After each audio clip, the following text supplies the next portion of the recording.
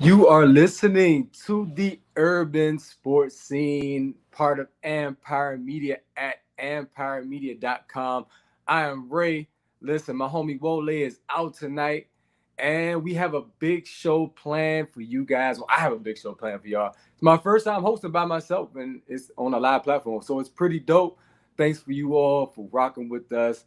Of course, go to empiremedia.com and check out the home of the urban sports scene. Empire Media hosts multiple DMV podcasts, such as the John Kine Report, hosted by ESPN Washington Commanders insider John Kine, and Jones Football, hosted by USA Today insider Mike Jones. You can also subscribe to our podcast on Spotify, Apple Podcasts, TuneIn, iHeartRadio, and Google Podcasts. Just search the Urban Sports Scene. Also, make sure to subscribe to the Urban Sports Scene YouTube channel as well. If you're rocking with us on YouTube right now, please hit that like button, hit that subscribe button, and then check us out on X at Urban Sports Scene. Hit us up on IG at Urban Sports Scene, and like our Urban Sports Scene Facebook page. Also, join our Urban Sports Scene Facebook group. Just search Urban Sports Scene, sports bloggers, sports podcasters, and sports debates. And lastly, go and check out footballgarbagetime.com, which is host to the annual NFL Picks Challenge. My bad. It's a lot to say here. Wole, I miss you, bro. The Urban Sports Team takes on the Football Garbage Time podcast every year in the annual NFL Pick'em Challenge. Right now, Wole's in last place. I'm in fourth, sitting behind my man Hakun Wan. But again, go check out footballgarbagetime.com. And in the words of my man Wole, let's get into the tradition, the pregame. We're going to talk about the Celebration Bowl. I'll be joined by HBCU legend and former NFL quarterback Jay Walker to discuss the college football season, as well as his alma mater, Howard University's preparation for the program's first ever Celebration Bowl appearance at approximately 8:20. We'll continue to talk about HU, but we're going to go on the hoop side. Last night, I was courtside at Bird Gymnasium as the Bison went toe-to-toe with the Cincinnati Bearcats, man. Nearly pulled it out in overtime. And then at 8:30, we're going to be talking Commanders. We'll have Seawall, Candi Waller from Seawall Sports and Entertainment, join the show to talk about what's going on with Eric Bieniemy, the remainder of this season, what's the outlook, and also this Miami Dolphins game coming up on Sunday. And finally, around 8:50, we will discuss the Washington Wizards. And Jordan Poole, is he the focal point? Kyle Kuzma made some comments about the transition from that fourth option to becoming the guy. We'll talk about that.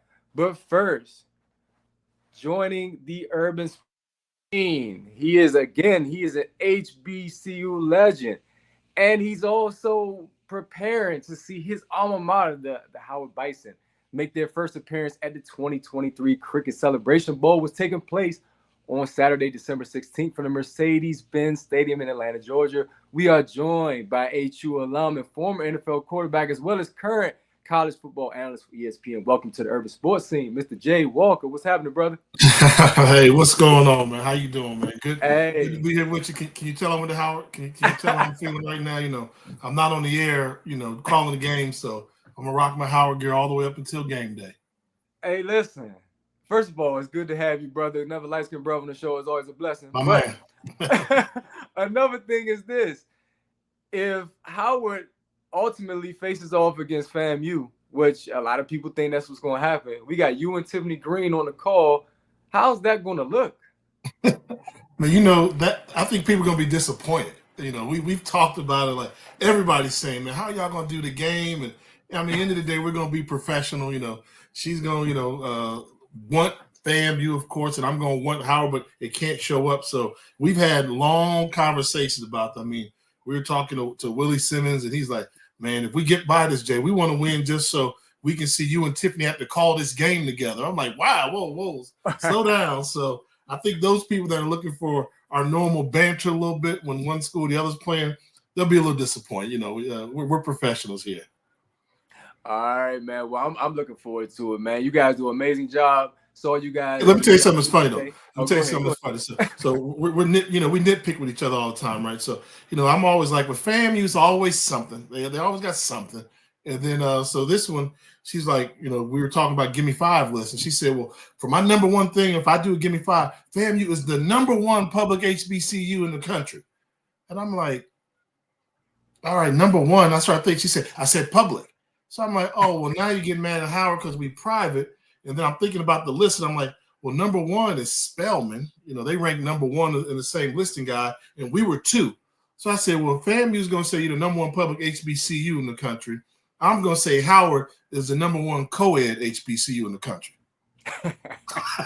So it's stuff like that never stop. Hey, I love it, man. And speaking of rankings, man, I got a slight bone to pick with you a little bit. On the broadcast, Morgan State game, they were playing at home against Central.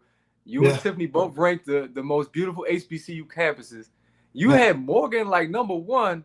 And I said he's never stepped foot on my alma mater's campus at UMES. She had UMES on hers, but you didn't have it on yours. I said, I know we don't have football right now. It's coming though, but still, man. Like have you been in UMES, and how did you come up with Morgan? Yeah, Morgan's not number one. I put Morgan up there number two. Now, have you seen Morgan State lately? Yeah, I have. I was there for the Towson game. So that new campus they have is gorgeous. I mean, the new buildings, the glass student union, all that. I mean, it's new and improved to that. Let's not forget I was a state delegate in Maryland for 16 years, so I kind of felt good like we helped fund that. As a delegate, we had some more funding we had to do for UMES. So UMES is all right, but I mean number one, you can't compete with water. So Hampton, I don't like Hampton.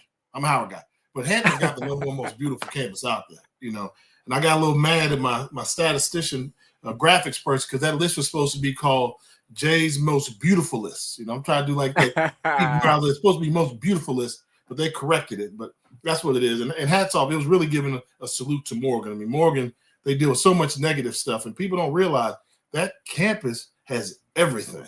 Everything. UMES, y'all getting there. You're just not top five. All right. Well, hopefully we'll crack that top five in the future. But I'm going to go a little backwards, man. We're going to start with the Celebration Bowl, though, man. When I reached out to you, that's what I wanted to talk to you about mainly when having you on the show. And I had the opportunity to talk with Coach Scott early in the year. We also had running back Eden James on this show. And both of them acknowledged early on, hey, Central is circled on our schedule, man. Like, it was a big game. Coach Scott said, I'm happy we got them at home this year. How did you view that game, and how big was that win for the Bison?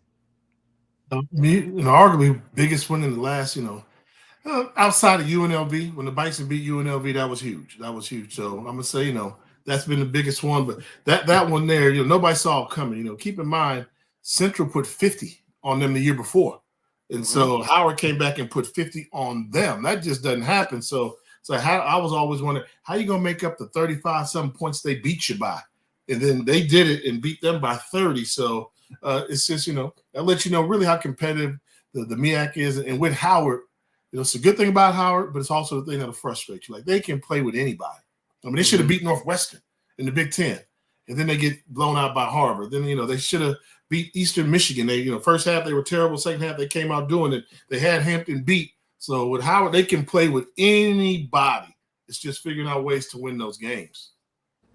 All right, well, you said it. See, I talked to Coach Oliver at Media Day, and that's what his words were. We put 50 up on Howard. There wasn't no need for he wasn't shy about a conference championship game. He got on stage with you guys the same way. Why is it co-champions? So, like you said, the fact that Howard then comes and hangs 50 on them is almost like karma. So I want to ask you this. Is there a rivalry brewing between Coach Oliver and Coach Scott? Oh, absolutely. I think so. There wasn't one before. There definitely is now. We call the same things that make you laugh or make you cry.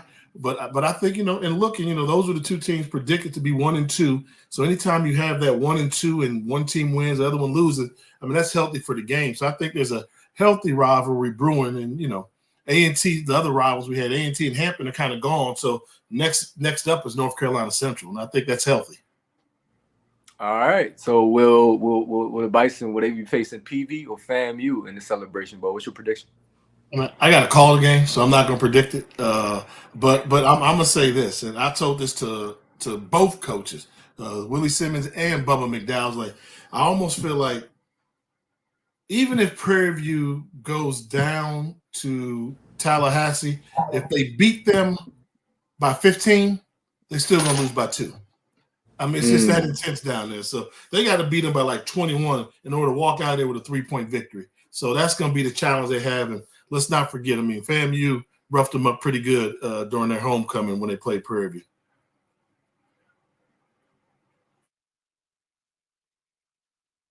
Oh boy, light skin, I lost you.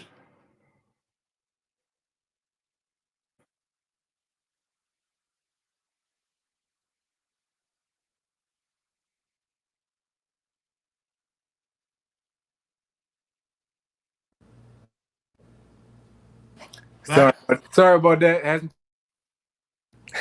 Had some technical difficulties there. But getting back to our discussion, I wanna touch on the rest of college football as well. I appreciate your insight. Man, you can't make a prediction, but it's all good. You showed a lot of love to Chennis Berry and the Benedict Tigers this season. Talk about their success, and in your opinion, what's next for Coach Berry? Does he potentially make like a return to Southern? What do you think? Well, he's the hottest name out there right now for his coaching job, and some pretty good ones have come open. I gave Benedict, my team of the year. I don't care what level they were playing, Division 1 or Division 2. I mean, you go undefeated in the way that they did, in the fashion that they did it with, consecutive years. That's my team of the year. I think he's instilled that discipline there. I think the natural fit, I got to criticize South Carolina State if they don't land him. I mean, he's right down the street. Right down the street, wouldn't have to move, knows that recruiting area.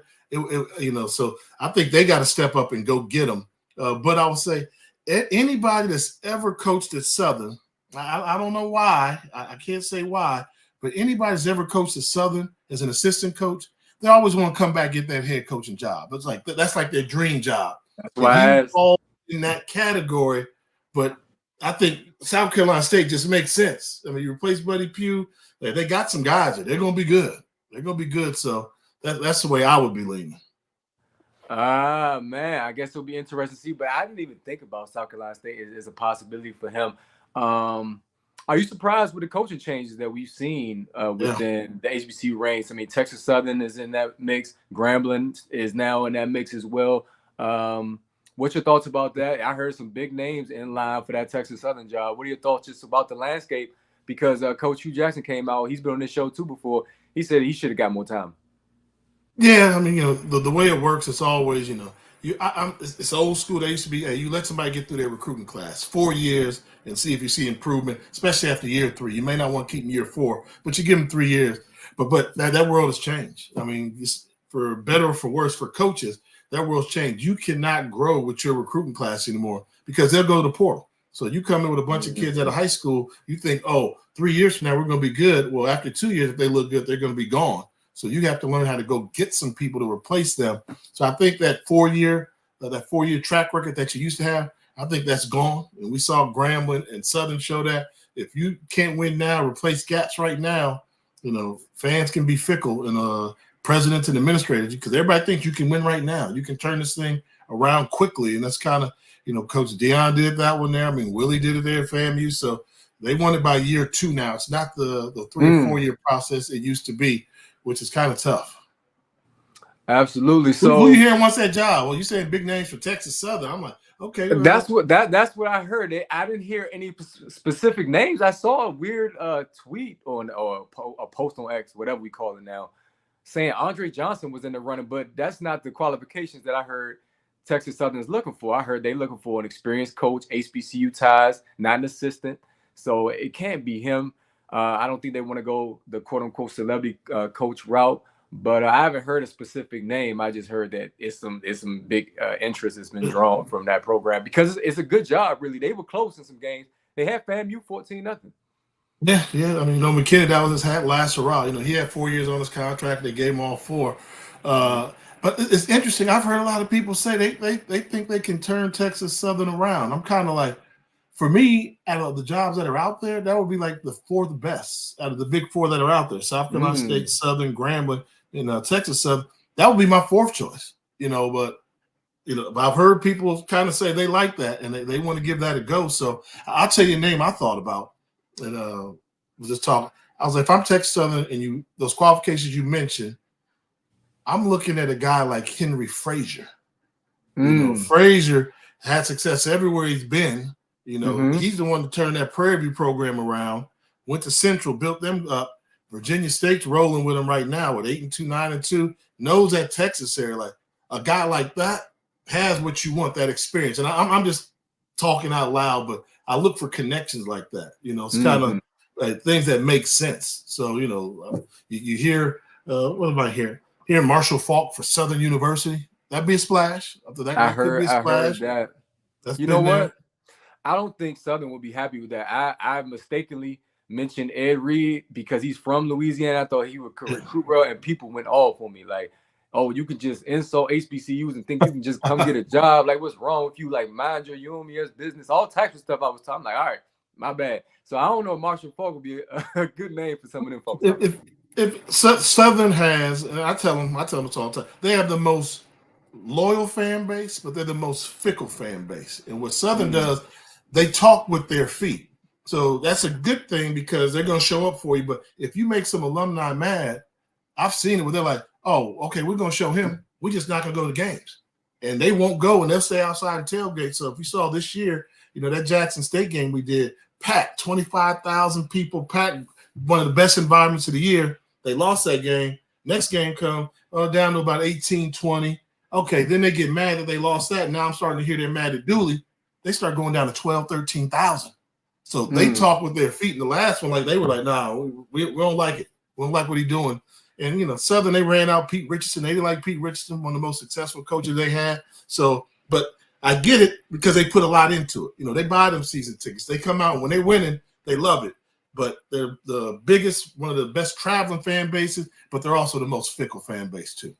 I'll tell you what, man, I appreciate you dropping the numbers, man, because HBCU football attendance has been amazing this past season. And speaking of Southern, you saw the Bayou Classic. That ultimately is what I heard led to Hughes' ouster. I heard that audible he called near the goal line. Miles Crawley got stuffed. I heard that was it. I heard that's where the murmuring started. Like, okay, he's got to go. He had to win that game. If he wins that game, I think he keeps his job. Here. I do. And look at the flip side. Look at the flip side. Southern wasn't even going to take a chance at Dooley winning that game. So that's old school. So they're like, oh, you're not going to coach in the Bayou Classic because if you win, it's going to be real hard to get rid of you. So they made up their mind early, like, wow, that's what we're doing now? But that's old school. That's how they used to do it down there in Louisiana. Man, it's crazy, man. So I appreciate your insight, man. Listen, I'm going to have you back on. I'm going to tell you that when we finish. Time is flying on us. So I want to get back real quick to your days at Howard before I let you go, because I've heard different stories about how players ended up at Howard. Like we had Antoine Bethea on this show. He famously talked about the latex party that he went to and hitting up the Ritz nightclub. And he was like, Mom, I'm going to Howard. I had somebody else come on. They said they were dropped off at the quad during their recruiting visit, which I heard is a female dorm. You've been very vocal about your college experience, but I don't know if many have heard how you landed at Howard. Of course, you played baseball. Give us some insight as to how you ended up at Howard University, man, the Mecca. I mean, I wanted to be a student athlete. That's a lie, man. I was actually committed to go to Louisville. So I was going to go to Louisville and from California, and they were on me. And then my mom kind of said, hey, you know what? That Howard coach keeps calling you every day. At the very least, you get a chance to go there for free. And my boss is always complaining about tuition. She hit that mama roll on me. Oh, you going to go look at it. At the very least, your tail is going to go look at it. And I'm like, oh, cool. Trip to Howard. Y'all got me. Went there, had a ball, and said, man, there's something here that Coach Wilson said, hey, this is all we need. And I never forget, there were some cheerleaders on the elevator because a basketball team was there. And I asked them, I said, what's up with Howard football team? They're like, oh, football. I mean, the whole football team's sorry except for Flea. Ooh. And I was like, dang. I said, but if I get them to say the whole team's sorry except for Flea and Jay, I'm winning. So that was kind of like, oh, I'm going to go there and do that. And, the rest is kind of history, though. Best decision I ever made. Man, I'm telling you, I'm here in the DMV, and that was one of the only times from my childhood. I was in high school around that time. You were playing at Howard. And to have media coverage the way it was at Howard, man, I mean, it's a testament to just what you did there, man, as quarterback and bring exposure. Yeah. And, what's wild is people love Coach Scott around. They love Coach Scott because once he turned down that Nick Saban opportunity to go to Alabama, they said that the commitment is here now. We haven't had this in such a long time. And now going to the Celebration Bowl, where do you feel Howard football is now and how far can it go under Coach Scott? They've done a good job of managing the yard. I literally, like, when Coach Scott got the job, I said, believe it or not, it's unlike any place else. You have to manage that yard. And he came back to me second year, like, I didn't even know that yard was that serious, Jay. I mean, it's that serious. I mean, there's a lot of things to do, not just on the yard, but in Washington, D.C. and the DMV, besides the football game. You got parties galore. You got, jobs galore. You got a lot of distractions, things you can do. So once you manage that and have folks that are committed and realize what it's going to take, then this city can be your oyster. I mean, the DMV loves a winner, and I think that's what he's starting to see. Those guys are starting to see, hey, if you win these games here, people are going to know about you. I always took it like, if we can win at Howard, I think we're the largest HBCU in the top 10 media market. I mean, wow. Who's going to beat that? Who can match that? So I used to love that when you take that and say, all right, we got more scrutiny on us. We got to watch out for each other. We got to work a little bit harder to stay out of trouble. We got to work a little harder to go to class. Because, like I said, them distractions are real. But once you figure that all out, then, I mean, it's a brotherhood. Everybody will remember you. They'll remember you and you become legendary. So real quick, once this program continues to grow, man, what do you do with Green Stadium? What happens to the facilities? Because there's a lot of talk about even Bird Gymnasium needs to go, and there needs to be a bigger facility for athletes in general at the school. I mean, the school is popping. Swim team, track team, man. A lot of success, man. And I'm golf team, everything. Growing up in the DMV, even though I'm a UMS alum, I got love for HU. I covered a basketball game there last night. That's my next topic. But anyway, how does that process look? Because basically, I just heard it would take a lot of time and money, and they don't have the space. So how can you expand?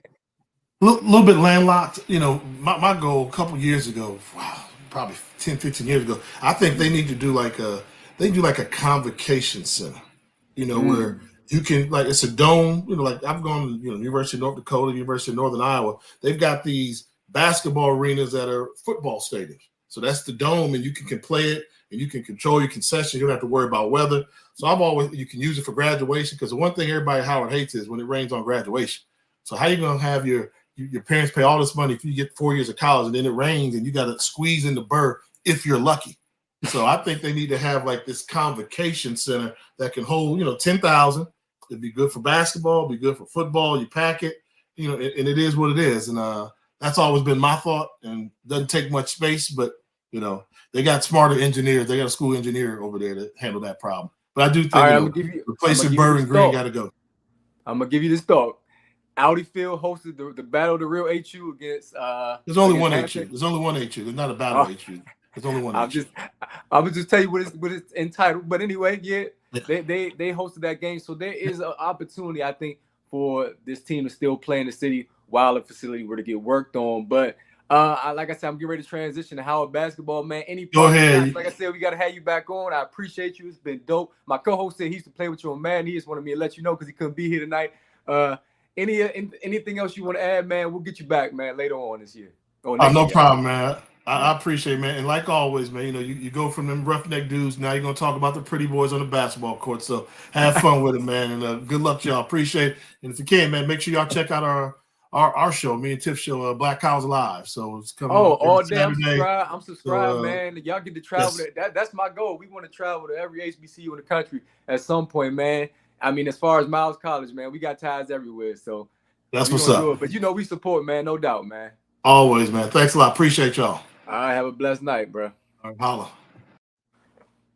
All right. That was Jay Walker, the GOAT. Wole. Listen, man, you missed a good one, bro.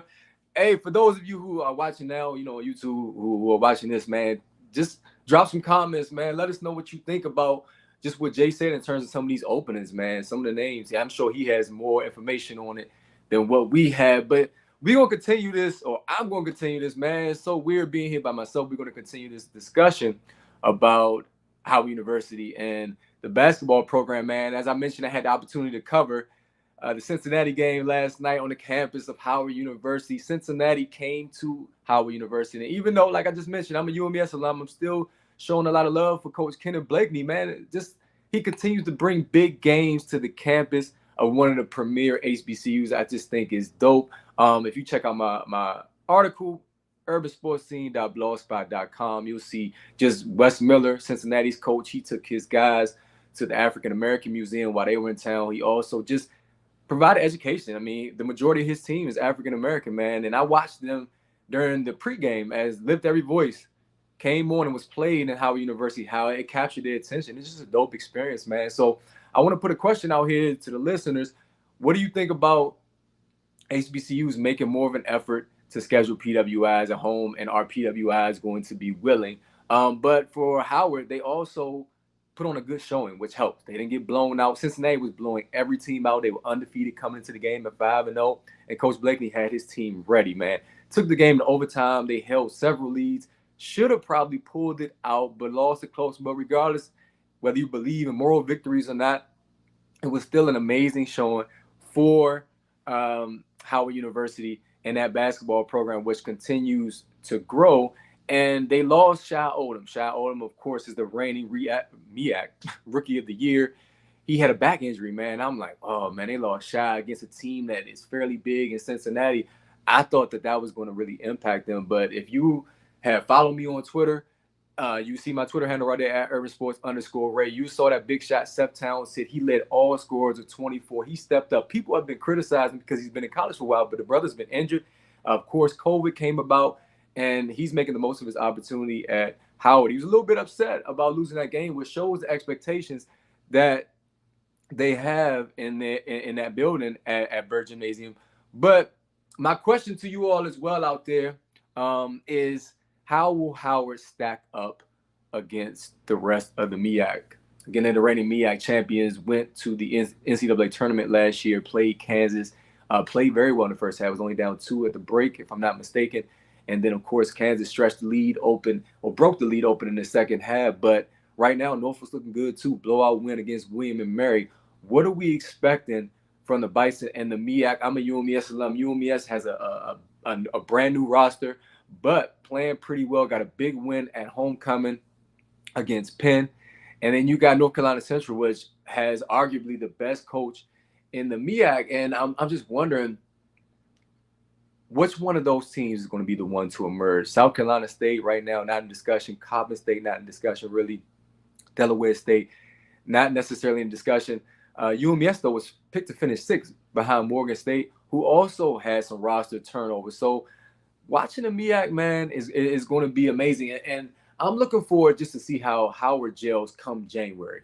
It's kind of scary that Norfolk already looks as though, even though they lost Joe Bryan Jr., who was the reigning MEAC Player of the Year, they lost Dana Tate Jr. as well. They lost Chris Bankston, and they looking so good. It's scary.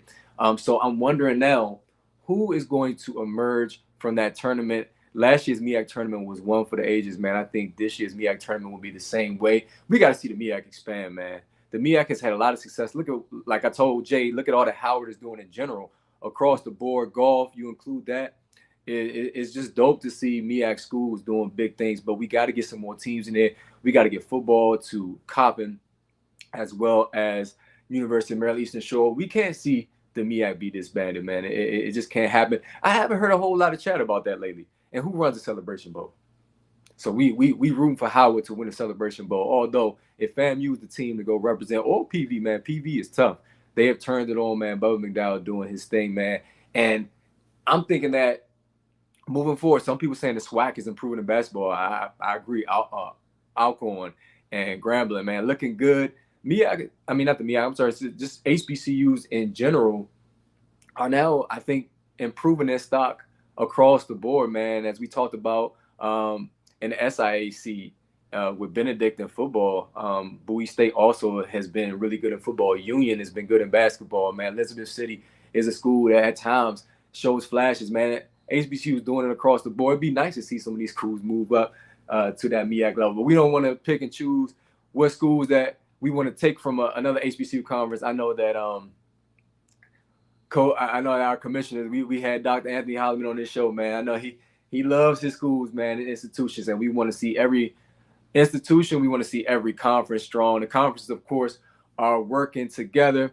And it is now 8:30. Hopefully we'll have Candi Waller on soon to discuss the Commanders because, oh, man, it's still a whole lot going on with the Commanders, even though right now, of course, the season, I'm not going to say it's over, but not in the playoff hunt at this point in time. And still, there's a lot of chatter. Who's going to be the next coach?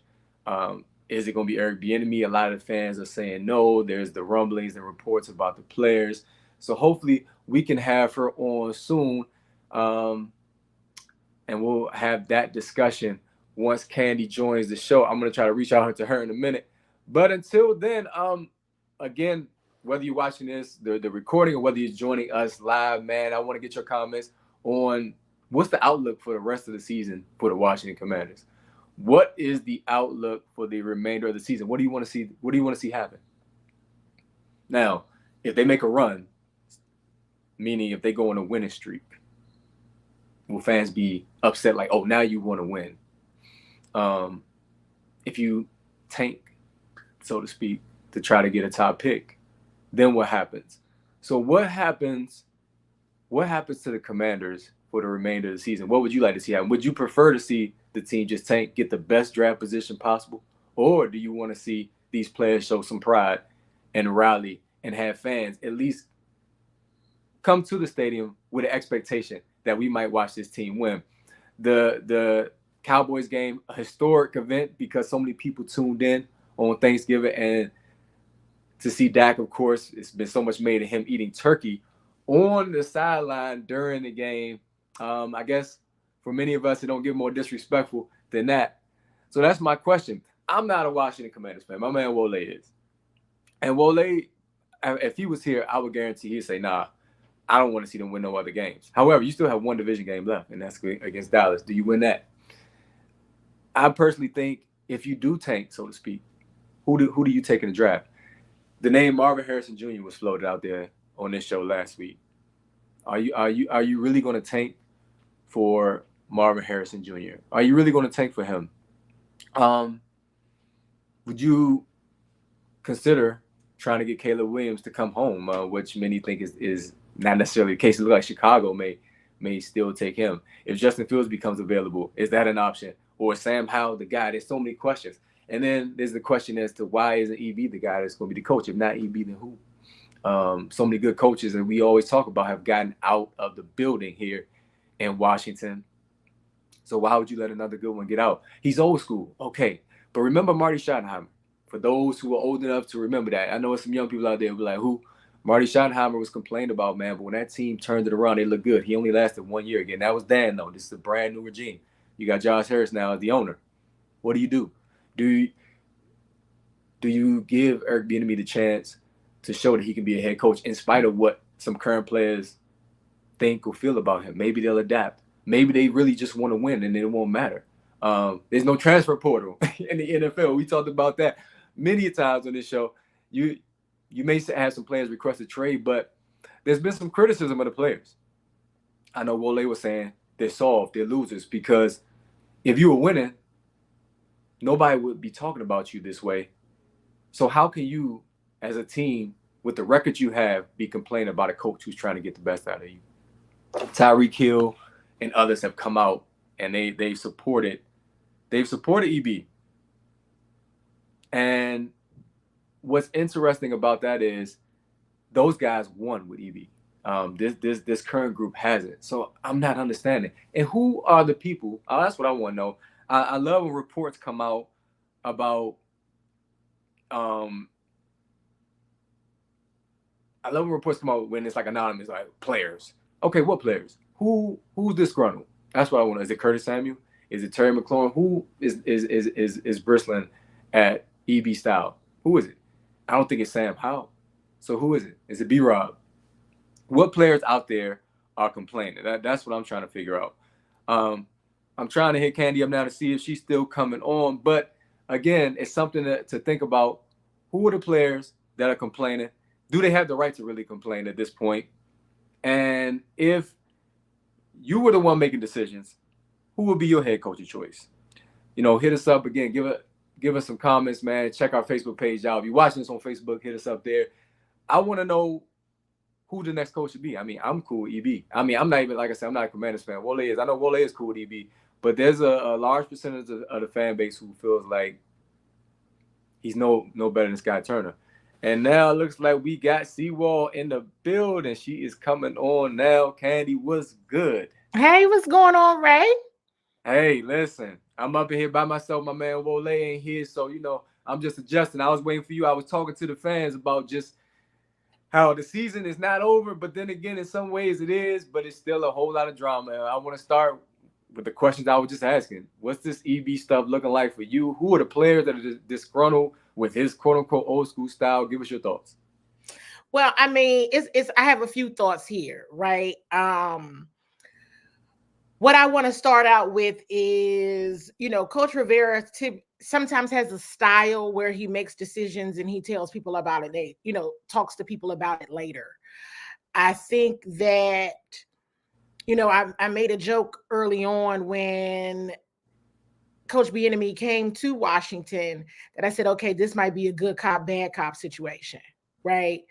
And where you have, Coach Rivera has a very different style than, Coach Bieniemy does. And I think what is probably happening is, was it even communicated to players why this style was needed, right? What really has transpired? What's the mentality? What's the mindset? What's needed in order to win football games in this league, and why he made the decision that he made, and describing himself what EB style is. In terms of, the who, I would just say, hey, we got to take a look at the types of people, the types of character, because that was something that was important to Coach Rivera, right? And just the style. Everybody's not for the aggressive approach. Everybody's not for the yelling. Everybody's not for, it's a different style. If you have a leader who is kind of mild and calm and they only yell when they get upset, versus a leader who's yelling all the time and perhaps making you do things repeatedly, the reality is these are two different cultures merging. And this is what happens when you have two different cultures that are merging and without the understanding of what's happening, what was wrong with it to begin with. I can tell you what's wrong with it. You're not winning football games. That's what's wrong with it. You're not, you know what I mean? You're not able to close out. You're not able to execute all of those things. So I would take a look at, for example, some of the guys that maybe Coach Rivera has drafted, who's used to his style versus used to a Coach Eric Bieniemy's style, because they are very different. They're very different. I think, again, I'm just going to reiterate what's not communicated is, but which style historically gets the results you're looking for from a wins and losses perspective.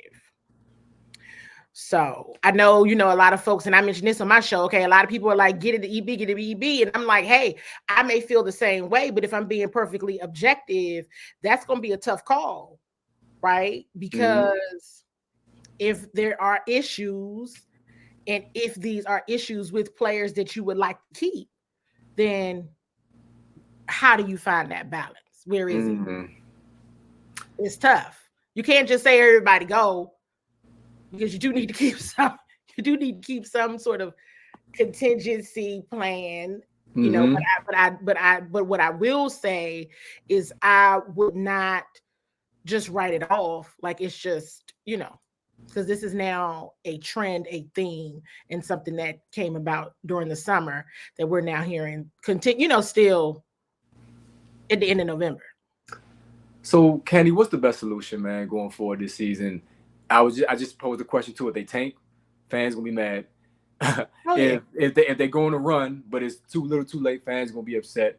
So, what matters moving forward, and does getting that one division victory this season matter at this point?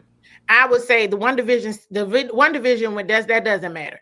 If anybody is excited about the Commanders beating the Cowboys the last game of the season, then I will honestly say shame on you. No, it does not matter. It does not matter. This team is 0-5 now in division. Doesn't matter. Does not matter. I mean, maybe if that game, puts Dallas in a certain playoff spot or whatever. Who cares if they make the playoffs and the Commanders don't? It really doesn't. So I think what needs to happen now, I think it's the ownership. From my understanding, they've already been planning for the future, and now is the time. I would really hope that they really are able to share in the offseason what their vision is for this franchise. Because here's the reality. To your point, if they tank, it's 6 more weeks, 5 more games, and 1 bye week. This is going to be rough to watch, whether they tank or they fighting for it. This is going to be a rough ride. And so if they completely say we want to completely rebuild, that's going to tick people off. If they want to be aggressive and win, here's the reality. They're going to lose some of your favorite players. Mm-hmm. Everybody's not going to be able to stay.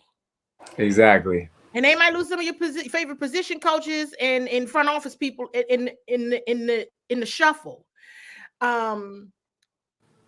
Because rebuilds don't, switching gears real quick. Hey, listen, the Wizards' new leadership told everybody this is going to be rough. This is going to be hard. This is going to be wild to watch. And everybody's mad. And I'm like, they told y'all right. This was going to be bad.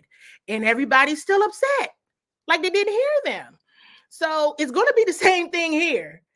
Unless they completely turn it around. I think where I've been shocked with everything, it's like the expectation that the new owners are supposed to change everything from 30 years of muck.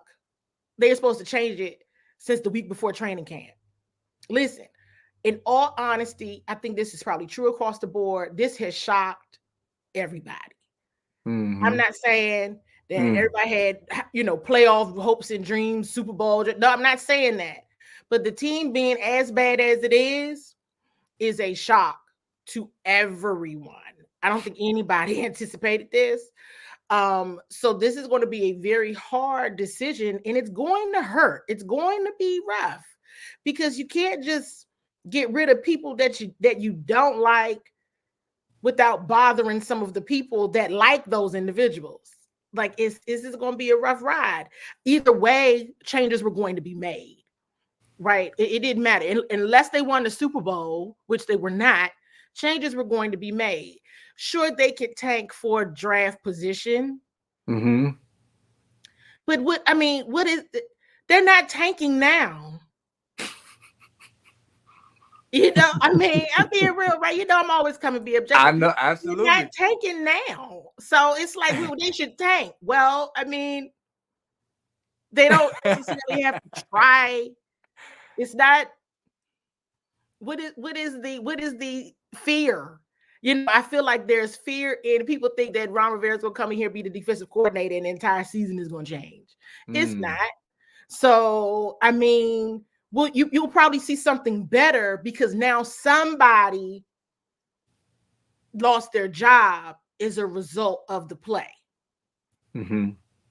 So you might see a difference in the defense because folks now understand. It's a shame that it took this long, but now they understand that the backs are against the wall. Jobs will be lost. Yep. And this is a real issue, and we got to do something. So you might see something different, but we're not about to see them go 5-0 for the rest of the season. That's not going to happen. So it's okay, go from what are they at? Number 4 to 10, all of that. It's okay. When it was a strong possibility with their remaining schedule, this is going to happen anyway. It's inevitable. I told people on my post, hey, Thanksgiving Day, don't lose your dinner. Just try to be strong. Don't let them mess up your day. And what did it do? It messed up people's day. And it's like, that was going to be a disaster. Now, I didn't know it was going to be that bad, but I knew it was going to be bad. Yeah, man. Eating that turkey on the sideline, that pissed a lot of people off. And in front of a historic audience at that. I kind of already touched on that. I know that's been talked about ad nauseum. Shout out to Dujane. Of course, tanking is tough, man. Some people, they master that. But this Commanders team, I think, has too much talent to do it. But you saying the same thing Candi saying, man. Folks are playing for jobs, and future jobs at that, and future jobs. Absolutely. I totally agree, man. Like I said, appreciate you. Candi, is there anything that can offer hope in the remainder of the season going into the off season? Will the defense play better without JDR now? They just hired the former Bills secondary coach, Jim Salgado. If Sam Howell continues to make strides, what could potentially give this fan base hope going into the off season, if anything? I mean, I think the hope is going to have to be in, did the Commanders find the quarterback? Right? Now, the challenge with that is Sam is developed in the manner that he has because of the current staff that is supporting him right now. So that's going to be a hard decision, right? Is Sam truly the quarterback of the future? Is this what the ownership believes can win football games? And do you keep this current offensive staff that's currently supporting him? Do you keep them there? I think those are things that they just need to watch out for. I do believe the defense will play better, and that's just off the strength of somebody got fired. That's just the reaction of it's just the normal reaction. It's just human nature. Do I think they'll play better in a way that results in winning a lot of the majority of the rest of the football games? No, I mean, not necessarily, because of just who they're playing. But I think that this is going to sound really hard. I've been telling people, hey, you got to start paying attention to what other teams are doing. Right? I don't think the fan base pays attention enough to what other teams are doing. I say this every week. Watch other games. Watch other teams. Start to pay attention to who those coordinators, who those position coaches are, which head coaches have very successful coaching trees, meaning that, there's always changes in the offseason. The coordinators and position coaches switch all the time. So who's doing well? Whose coaching tree has been very successful in the last 3 to 5 years?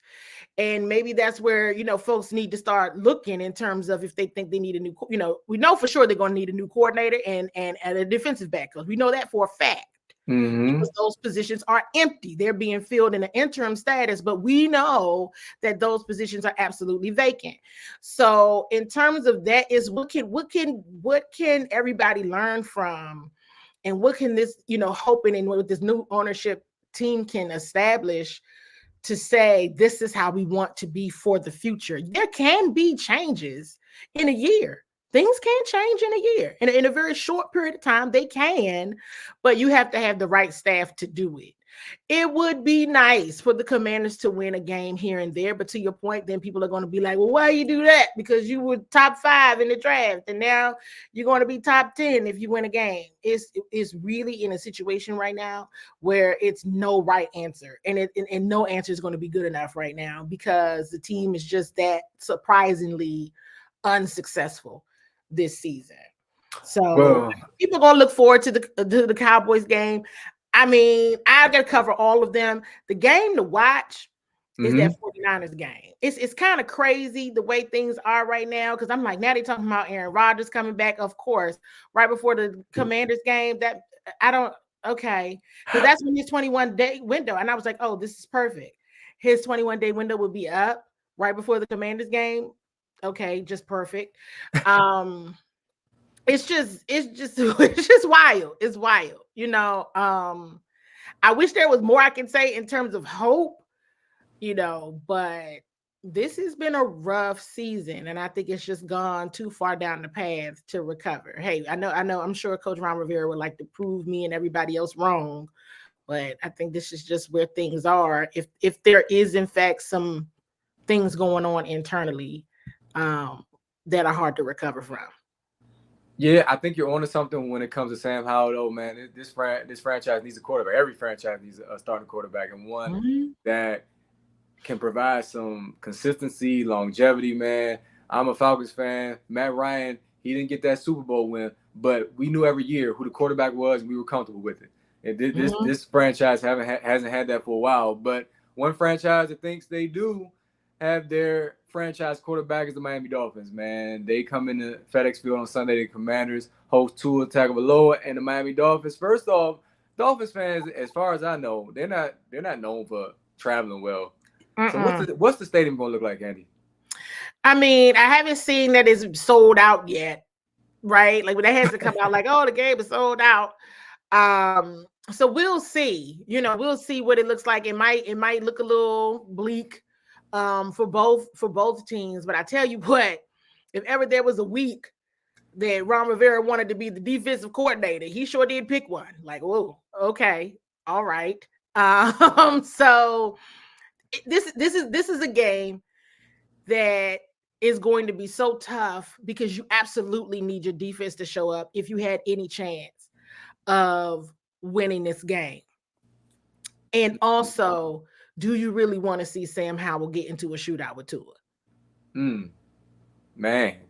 So with that disrespectful butt whipping that came via Dallas on Thanksgiving, and we talked about included Dak eating turkey on the sideline, would that light a fire under them? Like, listen, we can't let this happen no more. I don't know how many times I've heard between the coaches, players, fans, we think this is the low point. After the Buffalo game, this is the low point. After the Giants loss, the second Giants loss, this is the low point. After the Cowboys game, this is the low point. Can't get no more lower, man. It's time to ball. Well, just what they've experienced, would that light a fire under this team? Well, I want to take it back even a step further back during the summer when everything was coming out about, people complaining about EB or had concerns, that was, and what Coach was trying to convey that day, because I was there when he said it. I don't think it came out the way he wanted to convey it, but players had questions about his style. Which, went another way. But then you have everybody calling him soft. This hasn't helped. This season has not helped. Maybe it did get to him. Maybe serious. I'm being like really serious because even one of the things I shared on my show was even with the relieving of Jack Del Rio and the defensive back coach, you might have made me believe you if you did that after the Bears game. If after you did that after the Bears game, I might have believed you. But it opened up the door to continuously get embarrassed. To your point, okay, the Buffalo Bills game was supposed to be the low point. Then you turn around and get beat the way you did on Thursday Night Football to the, at the time, winless Chicago Bears. If you wanted me to believe that you really were trying to win and you weren't playing and you wanted everybody, not just the players, to do their jobs, you would have let some people go that day. I said, I don't have time for this. And it's too much season left. And if we continue to go down this path, this will not be good. This will not be good. And if ever the conversation around having respect for yourself, caring about what's on the film, caring about what you present in the product on the field in front of these fans. It's 41.8 million people watching on Thanksgiving, and there was 93,000 people in the building. And it was like you get scared, like you get stage fright. You're bumping into each other. You're dropping passes. What is happening? What is going on? And if that's even the case, and you got some people that's not performing, hey, listen, I didn't think anybody was above not being released during the season to get some players in that's ready to try to win some football games, because that's embarrassing every week. And it's not motivating. So they can't afford to lose like this, like they did, like they have a multitude of times now this season. They can't afford to do that. And they've done that a bit in front of the home crowd. So it might be rather empty on Sunday, especially if it's cold. That's a good point, man. That cold will keep you out, especially if you're not winning. Real quick before I let you get out of here, what are you expecting from the team in general? Two things. One is, do you expect to see more blitzing now because JDR is not calling shots any longer? And also, Sam Howell, how do you expect him to fare against the Dolphins defense? And what's your prediction? I'm hoping, Sam. I do think I'm hoping it will be a high scoring game. It's kind of funny, whenever they score low, they end up scoring high the next week. So I'm thinking that's what will end up happening. You know what I mean? he only scored 10 points last week. They probably scored close to 25, 24, 25, upwards of that, I'm thinking. That's me being very, ambitious. But they had some blunders, some really bad blunders on offense. It wasn't just all the defense. The offense was pretty bad last week as well. And you will see a Ron Rivera, I think, that is clearly fighting for his job. Yeah, absolutely. Candi, you have hung in there this entire season, man. Respect to you. Always appreciate you coming on. Of course, man, everybody go check out Candi at Seawalls. You got so many things going on. President, Bowie TV, Seawall Sports and Entertainment, also SI Fan Nation, Wizards, man. You are doing it, man. Just excited for you. Look forward to talking to you again in the future. All right. Thank you so much, Ray. I'll talk to you again soon. All right. Take it easy, Candi. All right, that was, again, Candi Waller. Check her out, like I said, man, on all social media platforms, man. Support her work, man. She's amazing. And now, man, it's time to talk some Wizards to close out this show. I posed a question on social media, or the urban sports scene did, of course.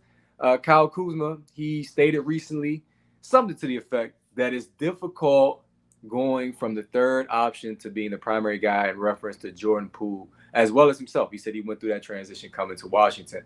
The question we asked was, is this valid? And can we compare Jordan Poole to guys like James Harden and Jimmy Butler and Terry Rozier? They made similar transitions going from a third option, a third scoring option per se. Of course, James Harden was in OKC, Jimmy Butler with the Bulls behind Carlos Boozer and D Rose. Terry Rozier played in Boston, had a heck of a squad. Then he went to Charlotte and he balled out. Everybody seemed to relish that opportunity. So is this valid? And we got some comments on social media. Dujane, I see you too, man. I'll come back to that as I close, bruh. I appreciate you. We got some social media comments, as I mentioned. First on Instagram, Sean P. McNeil said, hell no. If he can't be tamed by Wes Unseld Jr., forget about it. A lot of people are basically saying Jordan Poole is not disciplined. A lot of people feel like he's not a franchise guy. He never should have been viewed as that. Steven Newman, shout out to him, man. Hey, thank you guys for your comments. He said on X, it's Kuz's show. Poole's a number 2 at best, and that's only if he bounces back. So where Jordan Poole is right now, I guess a lot of people feel as though he's not even considered a number 2 guy. Of course, the Wizards are taking on the Orlando Magic during this show, man. They ended their losing streak recently and defeated the Detroit Pistons, who also had a 2-14 record heading into that game. So Jordan Poole right now is viewed, based on my perception and based on what I'm hearing from you guys, is he's viewed as somebody that's expendable, period. If Jordan Poole was to get traded by the trade deadline, a lot of you guys wouldn't matter. Hey, Cam Mingo, love you, bro. Appreciate your support of the show. Cam is his campaign. Hey, give it a chance. Just like Candi referenced, as she was talking about the Commanders, we've already heard ownership and this new leadership with the Wizards say, hey, it's going to take a while. But how much patience does this fan base have? You haven't had a playoff year since, of course, the Wall and Bill days. And, Bill, actually, him and Russ did take the team to the playoffs. They got to the play-in tournament and went to the playoffs against the Sixers. Didn't fare too well, of course. Joel Embiid, MVP caliber player, was tough. But people want to see a winner around here, and it hasn't been that way. Professional sports teams are hurting in the DMV, and this is a basketball town. We've been saying it for weeks. I know the Commanders probably are the biggest show in town, but overall, you look at high school, the college level, this is a basketball town, man, and people want to see a winner. People will go support a winner. Right now, it's just not looking good. Jordan Poole, is he the guy to put fans in the stands? Viewership on television is low, and fan attendance isn't that well, which Denny complained about, but unfortunately, you got to put a product out there where people can support. But anyway, listen, man, this has been a dope show, man. I appreciate my guest, Jay Walker, for coming on, man. Check him out. He's going to be on the call this coming Saturday when FAMU takes on PV, man, in the SWAC championship game, man. And also, of course, check out him and Tiffany Green, Black College Football Live, man. Dope channel here on YouTube. Check them out on every social media platform. Seawalls, who just joined me to talk Commanders, man. Listen, it's been a great show. Wole, man, look forward to getting you back next week. Thank you for listening. As Wole would always say, it's weird for me to say it, but you have been listening to the Urban Sports Scene for ages. You dig. Deuces. Hey, Mega, lead us out, big homie. Peace.